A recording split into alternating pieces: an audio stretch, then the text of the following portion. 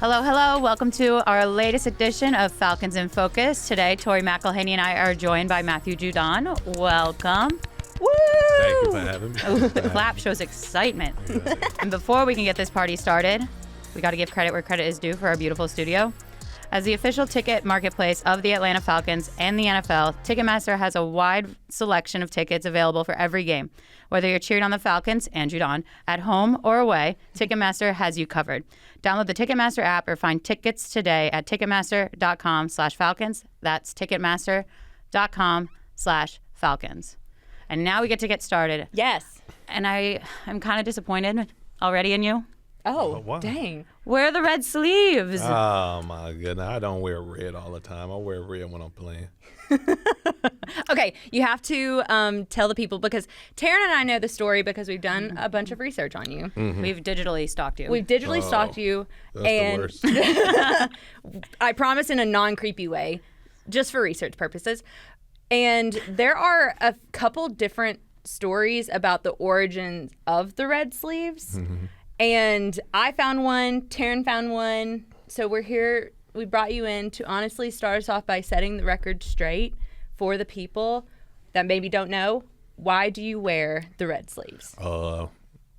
Because I used to get cut up and be bloody on my sheets. It's not like a crazy story. Right, It's just, during football, we play on turf, you get turf burn, all that stuff. Some people wear the half sleeves or the little tape on the back. I just threw on some sleeves. It was the weather didn't really bother. The only time it ever bothered me for real was when we opened up in Miami. It was hot. Yeah, that was hot. But it don't bother me, and it saved my arms from plenty more scars. My legs still get beat up, so I gotta figure something out with that. But my arm's straight, and so it kind of saved my sheets a little bit. There you go. I read something that you also said at one point that your mom was like worried that you were getting cut up on your arms, and so if you wore red, she wouldn't be able to see that you were bleeding. Yeah, nah. She did not be worried about me. I also read that Terrell Suggs used to wear the sleeves, and that you were started wearing sleeves too.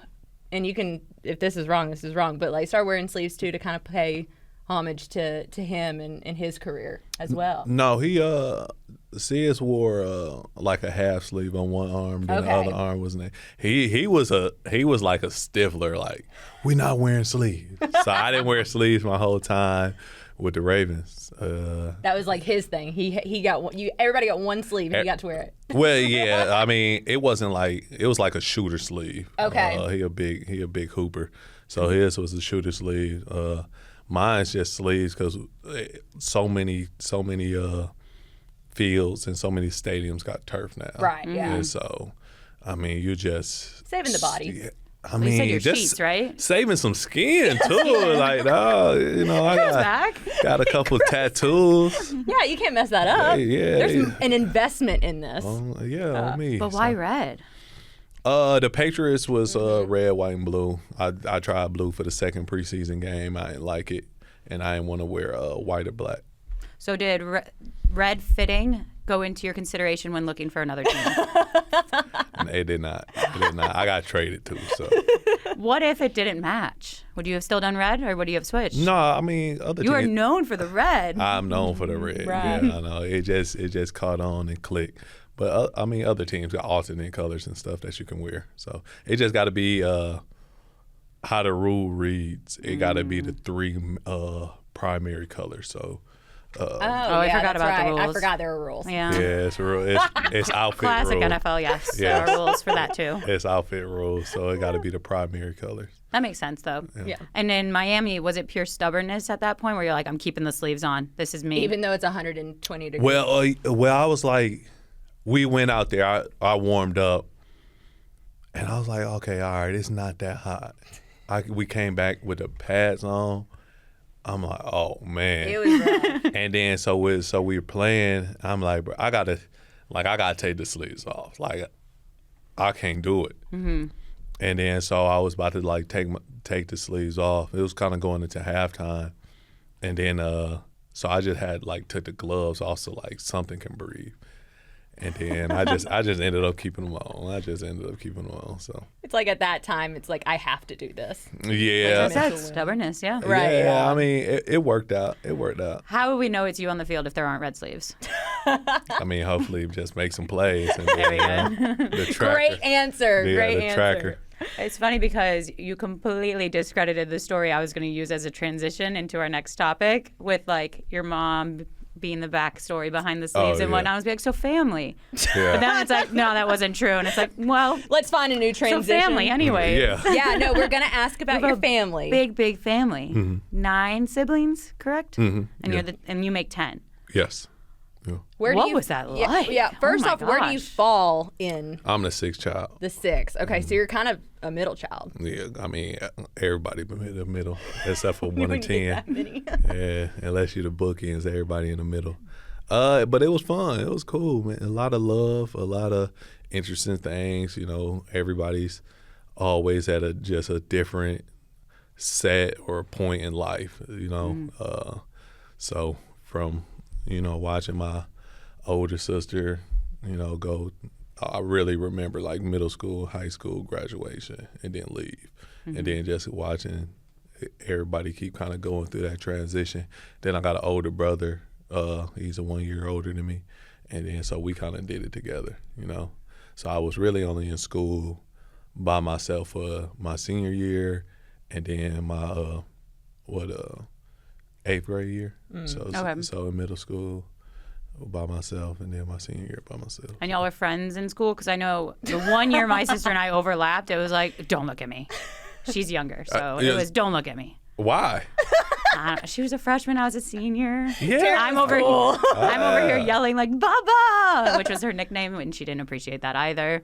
But yeah, no. Freshman sister did not want to deal with senior older sister.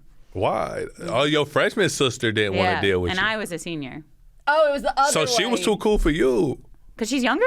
I thought older was cooler. No, you're saying that I was the older one. Yeah, but you were making fun of her because you'd yell at her. Yeah, and she ignored me. Okay, so then Yeah, she was too cool for you.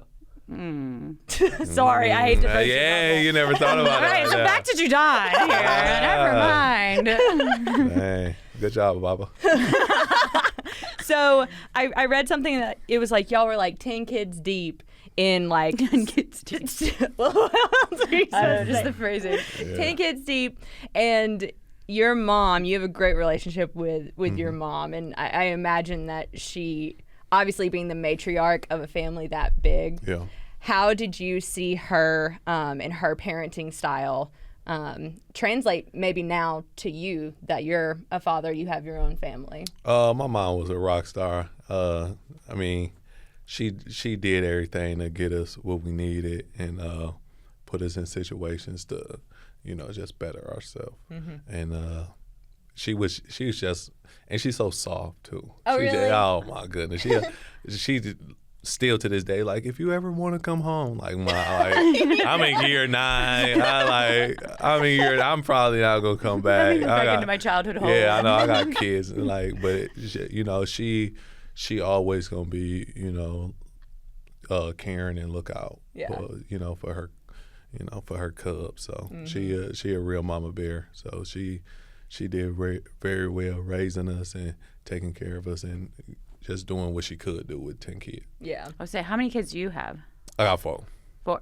Yeah. Okay, so these are just gonna be big families in general. Well, I mean, that's only 6. Only 6 more. But does that just give you a bigger appreciation for how your mom was able to handle more than double what you currently have? Just, the feeding scale, getting us all through graduation, getting us, thank God we all still alive, actually giving us, morals and, keeping us around the church, and everything like that. And so, she did the best she can. I don't think everything was perfect. Everything never gonna be perfect. Yeah, but nothing ever is. Yeah. We all healthy in our right minds. Nobody, went off the deep end and did nothing crazy. So that's a big kudos to her and shout out to her. I'm sure reunions are probably great. Oh, yeah. Of all the siblings, who was the troublemaker and who tattled? Dang. I don't think nobody was really snitching for real. Y'all it was him then. Nah. See, I used to hit and run. I got 2 older brothers, so like I was hitting and running my mama's room. But and then I mean, if anybody was a troublemaker, it was probably me or. Oh really? Or my sister, Monica. Yeah, Monica for real.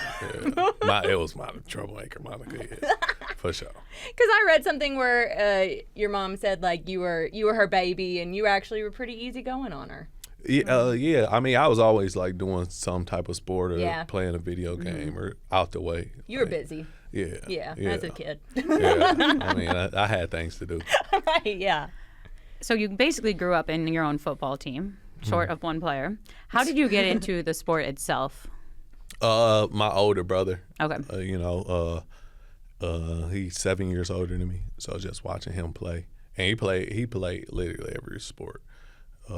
He was good. He a lefty too, so he was good at baseball, good at basketball, real good at football, and so just watching him, just kind of trying to be better than him growing up, kind of kind of idolizing him because it's like, oh man, he doing this, like he driving, he doing this, he like, dang, like that's what I want to be when I grow up. So watching all that, just trying to be like that, and then when I kind of was like, okay, what is football? Watching like Ricky Williams and some of the good running backs. I used to be a running back. I was about to say, I'm pretty sure that there's some clips out there of you as a running back. Yeah, probably not. But, when I was good, I was trying to be a running back in the day, and so just watching those guys as I grew up, and then just learning more about the sport. Yeah. And then you play pick 'em up, mess 'em up, sideline rules. I used to go over to one of my friends' house, Aaron White, the White's house. We used to be in the street from probably like 10 to 8 p.m. Oh, yeah. just playing football or doing something, kick the can or something. And so it was just that just kind of was grooming me for this, what I'm doing right now. But my really like interest in the sport came from my older brother Michael. What position did he play? He was a DB. Okay. Yeah, he was a DB. He was a safety, corner, and so. It's interesting because sitting with you right now and knowing the career that you've had, I don't think people maybe even know the humble beginnings of which you came from, because you were a kid coming out of high school that didn't have any offers. No, hold on now. I had some offers. They weren't D1 offers. Nah. Okay. Did not have any. I didn't have any offers. I personally had no offers. D whatever. But that was something that I think was a really interesting part of your story. And I was going back and I read something along the lines of, you're like, I didn't understand at the time why those offers kind of for D1 schools like weren't coming in. Looking back on that time period, how did that shape who you are and kind of the chip on your shoulder mentality that maybe you brought with you through your career? I mean, I think it was just some people I needed to meet and have experiences with in Grand Valley. And that's what I did. I met my kid's mom out there. I met some great people that I still got connections with, friends, turning into family, and I just needed some more experience and to learn a little bit more, and so I think that's what happened. I just that was my path. God sent me on that path, and obviously I wasn't good enough in high school or something. Who knows? I was a late bloomer, and I needed to learn more about the game instead of competing. And so I got to Grand Valley and I got to kind of sit down because I got redshirted instantly. And then, I met some cool dudes, Justice, Isaiah, some people I'm still really close with to this day. And so just going through that, it was that was just my path. I don't think I had to go D2, but that was just my path, and that's how God had me to go and chose me to go, and so I lived through it. I grew through it, and then when it was my time, an opportunity to actually come to the stage, I was ready. Yeah. When you look back at that time, and you talk about it being kind of very fundamental in terms of you and your knowledge of the game, what is something that you learned while you were at Grand Valley that still, even now, so many years into your NFL pro career, do you still go back to? Dang. Probably just like the love of the game, back then I had like ACL surgery, right. So just watching the game and just knowing like kind of what everybody do, and that kind of helps you to make plays. It's like, when can I take this chance? When can I take this risk? Who's like backing me, and then like what kind of level are they backing me from? So just knowing the kind of the nuances of the game. Sounds like a greater appreciation in general. For sure, especially when it get taken away from you. Yeah, that definitely.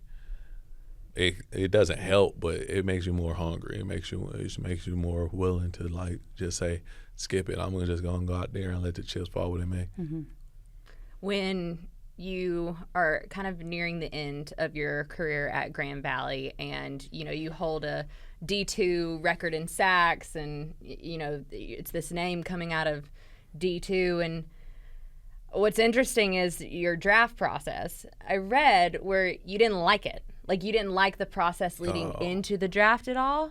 No. Is that true? Or not maybe at all, but it just like wasn't your favorite thing to do? No, it was hell, low-key. Really? Okay, I wasn't gonna put words in your mouth. Nah, it was. I think it's just very stressful. I think that's when you first get introduced to the NFL stress. It's like you don't know where you're going. Right. You have no control over it. It's if a GM wants to give you an opportunity, and it's if like this person and then coming out, I was like, okay, all right, what should I weigh? And then my agents don't know. They like, the bigger you weigh, the faster you run, the more impressive it look, or the smaller you are, the faster you run. That looks impressive as well, and that's kind of one thing. You don't really got too much guidance. And then for me, it's like, well, you could go number 1 overall, or you could be undrafted. Right. It's like anywhere in between. Yeah. Anywhere in between, and so it's just real stressful because we got to. Besides college, but a lot of athletes get a lot of offers and stuff, and you get to pick.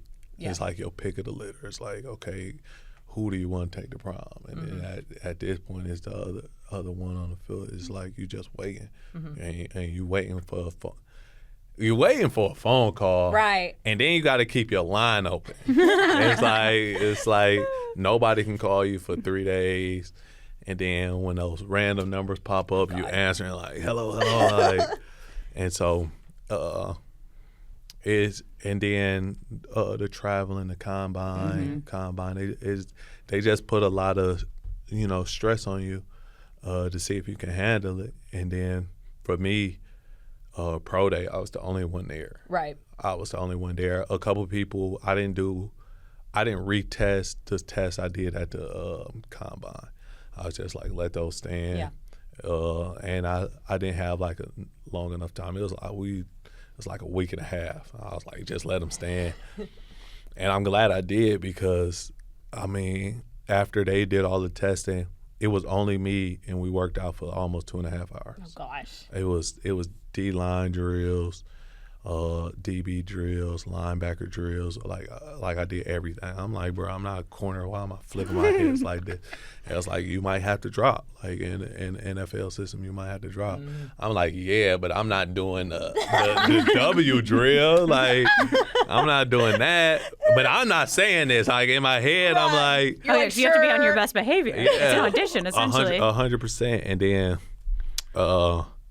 before I worked out, I had 2 interviews, and after I worked out, I had like 3 interviews, and then I'm flying around. I mean, it was cool. It was cool, but it was definitely just like, stressful. I think the word that I saw you use before was like mentally taxing. Yeah, like it was one of those things that you're in it, and maybe honestly, even like looking back, it's like, dang, that was a lot. Yeah, and you don't know exactly. To your point, there is such a huge mental battle in terms of the unknown. Like you're battling mentally. I don't know what this is going to turn out to be. Exactly. And then I mean, once you get drafted, all that stuff alleviated. It's like, or when you get to a team, all that stuff alleviated. It's like, okay, what do y'all need from me? And then you can handle it accordingly. You can handle what you want to do accordingly.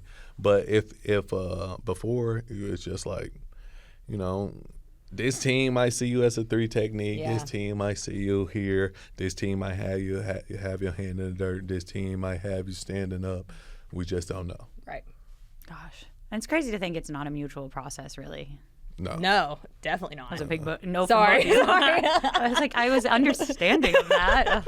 Because I almost like was thinking about like recruitment, which is very, very different. But at least that's slightly mutual. You go through like a week of miserableness, essentially, and then you find like what house you're in, which is all similar except for the fact it's mutual. So the fact that you went through all of that. You're talking about recruitment for sororities and fraternity? Yeah. I thought you meant recruitment for football. I was like, where are they going in the house? Oh, I'm glad you caught on. Yeah. But like, it's just like a week of a long time of build up. But at least that was mutual. To think like you could end, to keep with this analogy, which is apparently a terrible one, you could have ended up at your least favorite house and have nothing to say. And nothing to say. Yeah. I'm turning red. It's kind of like we would say Harry Potter. Yeah, you're getting sorted. That's another one too. Are you a Harry Potter fan? A big Harry. What house are you? Gryffindor, Slytherin. I'm probably Slytherin though. You think so? Yeah. Okay, that makes sense. I could see that. Well, I mean, I wouldn't know how to take that. Yeah, it's kind of crazy, right? Yeah, I can see that. Yeah, whoa. No, some of my She's like, you definitely give me Slytherin vibes. No, I don't necessarily. I'm under the firm belief that you're not evil if you're Slytherin.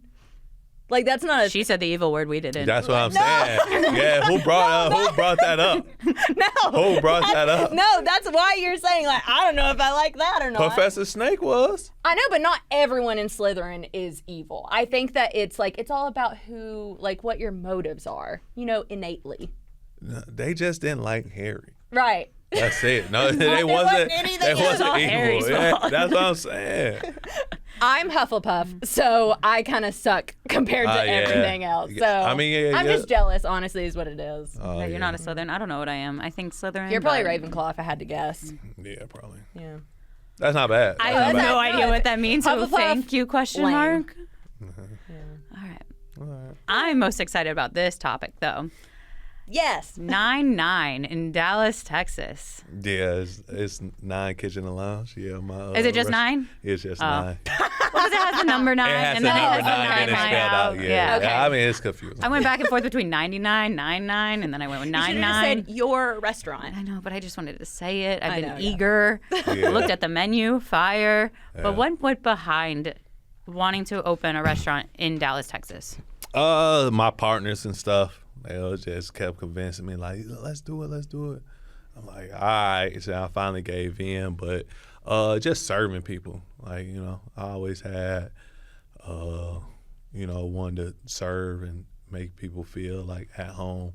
And then I just be feeling like you kind of go to a lot of places and it's kind of like this kind of same food around and I kind of like the same environments and stuff. So we just wanted to put a different play on the environments of restaurants, the food, the quality of it, and just make it just a little more lively. Yeah, I saw there's live bands Friday, Saturday, Sunday, except when there's an NFL or NBA game on, of course. Yeah, now the live band's gonna have to chill out. It's about to be a lot of football, basketball on. Yeah. So what's the process of creating and curating a menu? How much say did you have, and do you have a favorite meal? I have the entrees listed. It's actually a lot, and then it's a lot. No, I believe that. Yeah. Yeah, it's a lot of R&D, and then you got to see who you want to supply the food, Right. And then how it tastes when it cooks. Like, all right, nah, not that one. But a lot of people came in. Was like, okay, this the type of beef we offer, this type of meat, this type of chicken. This is the quality of this. This is how you can get it. Drinks. I don't drink, so a lot of people taste it. We had a lot of different people taste the drinks, and Do you have mocktails then? I got There mocktails. you go. Mocktails and lemonades. But Love it. a lot of people just came in, tried the drinks, okay, this is what I think, and it's a lot. It's a lot of behind the scenes work, honestly. Yeah. It's a lot. Was there anything that surprised you about that? Like the process of going through and being like, this is what we're creating. We're creating a restaurant. We're doing this for people. We have a mission and values that we want to uphold. But like things that we wouldn't think about that surprised you about getting to the point of like opening the doors?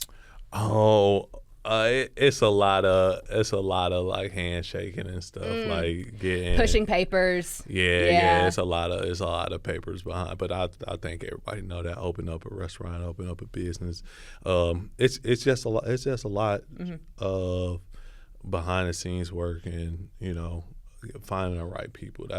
That's in the restaurant industry. You got to find the right people. Like in a restaurant, people be stealing. So you gotta make sure that you find the right people. Try to have a least amount of kitchen turnover as possible, because that's a big thing in restaurants, just the turnover in the kitchen. And then you try to get the people to understand, like, they're not the only person in the restaurant. So Yeah. when we kind of get busy, like we gotta get like tables moved, tables turning and stuff like that. So it's a money making business, but it's fun. And then I love like when my friends come through and they just sit at the bar, try the food, and we just kind of talk about their experience and how they liked it. Didn't you bring some Falcons teammates there in the preseason? No. Or was I misinformed? I was misinformed.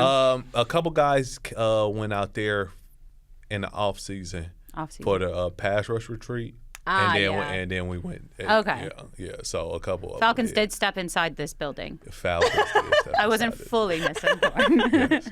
She's like, I'm not completely out of left field. Okay, and I might be again. But is it true when you are there, you try to like help out serving? Yeah, I'll be serving. Yeah. Oh, I love that. I saw you serving at James Smith Williams and Lorenzo Carter's like community dinner. Yeah. So I've seen the talents. Yeah. I'll be serving. It's like, why not do everything? Are Yeah. you Good the server? type? Yeah, no question. Are you the type of waiter and/or server that doesn't have to write down everybody's orders and can just remember it? Well, no, I'm not. Okay, Well, we got. I think that's crazy behavior. I don't like that, but we got tablets, and I just push There it you in go. right I then. wish I had a tablet when I was a server. Yeah, I just push it That in is right then and there, like drinks or and everything. So I'm not too skilled on the tablets though. Right? Yeah. Yeah. Me neither. I just got this thing, and I'm like, I don't really know. And then another. I don't know which tables are which. Oh, the numbering. Yeah. I wasn't there for that. Okay, I wasn't there for that. you didn't pick the table. You need the map.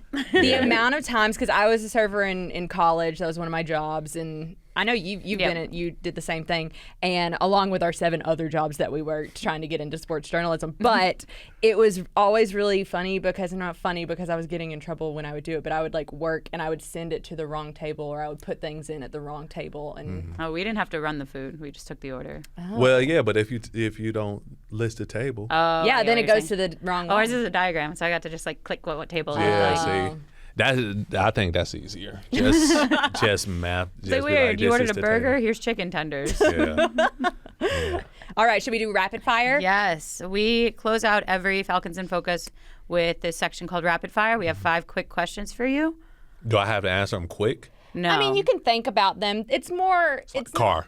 Yeah. Alright. Some of them, How'd you know the though- first answer? Some of them, though, I will say, probably do need to be explained. Oh, all right. So, He's just going to want to answer all of them now. yeah, car. First one is, what is your favorite play of your career at any level? Sack, and then I ran into the tunnel. Yeah. That was 2018 versus the Raiders when I was on the Ravens. I got 3 sacks in a row. It was It was the last sack. I ran into the tunnel. How much? You did say tunnel. I was like, tunnel. I know. Yeah. How did you keep from falling? Because that's one of my. Definitely almost. It's That's a thing. It's like on the clip. If y'all pull up the clip, you're gonna see me. No, that's legit. Like every single time I see any of y'all like run into the tunnel, I'm like, oh God, like they're going to slip on a banana. Like that's what it looks like, and I get so scared every time. I almost did. Almost bit the dust. It was good. All right. Second question: who is your favorite athlete of all time, regardless of sport? Athlete of all time. I got 3. They all hoopers though. Okay. No, that's great. Who are they? Vince Carter, Dirk Nowitzki, and Kevin Durant. Yeah. Nice. Oh my gosh, have you met Vince? Because he's an Atlanta guy. He spent some time in Atlanta. Yeah, no, I never met Vince. I know fun. Kevin. Then never met Dirk. Yeah. Yeah, so. You'll have to. Oh, if it was football, then Ricky Williams too. Right. Yes. Ricky, Yes. yeah. I love it. If you could have any superpower of choice, what would it be and why? Teleportation. Yes.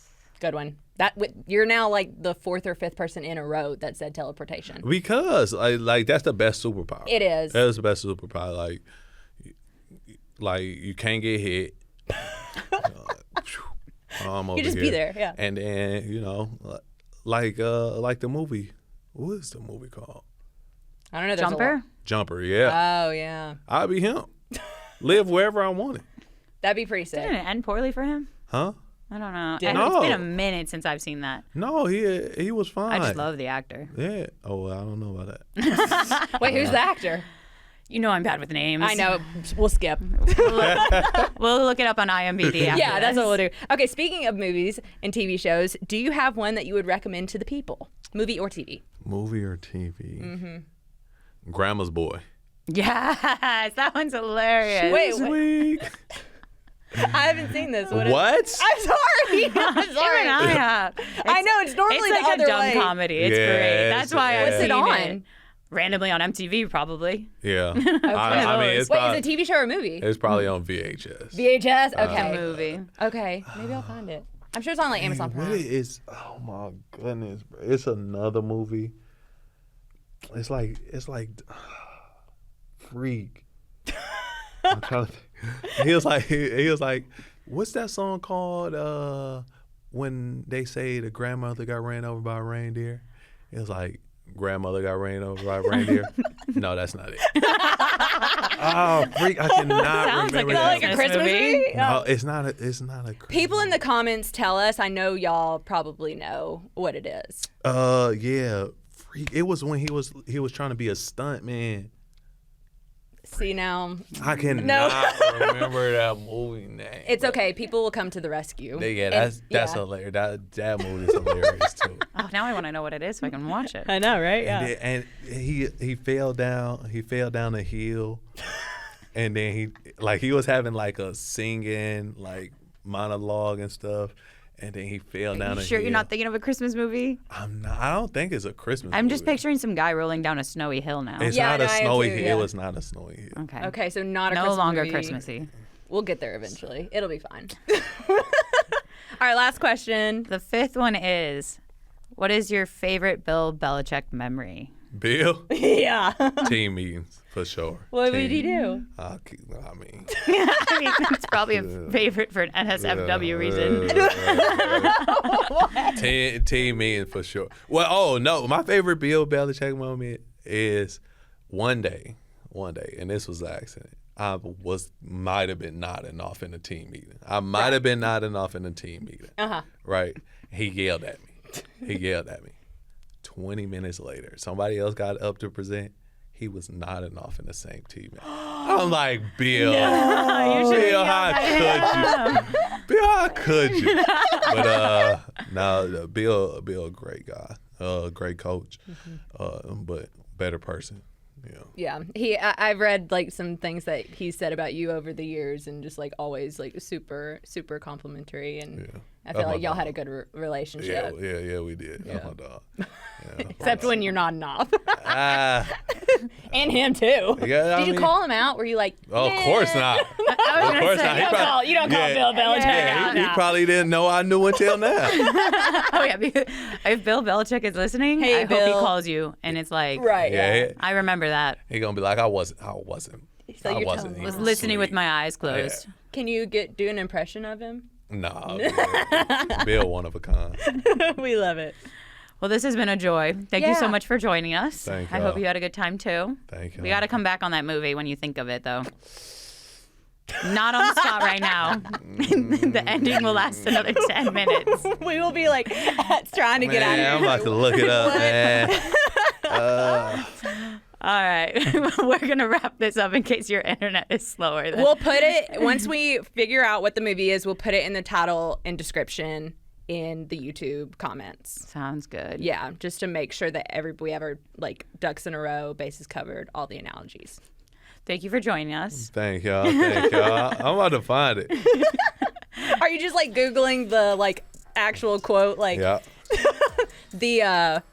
what was the quote like about the grandma got run over by a reindeer? And Man, everything? I'm telling What's y'all. the name of that song? Grandma It's got run over. hilarious. He's invested, and I feel bad just like cutting it off. I know. Cut it off. right. I'm going to find it. It's all right. It'll be in the title and description. We will find it. All right. Make sure you subscribe to Atlanta Falcons Podcast Network. Leave comments to help Judon find out what his movie is. Yeah, man. And thank you for listening. That's all for today.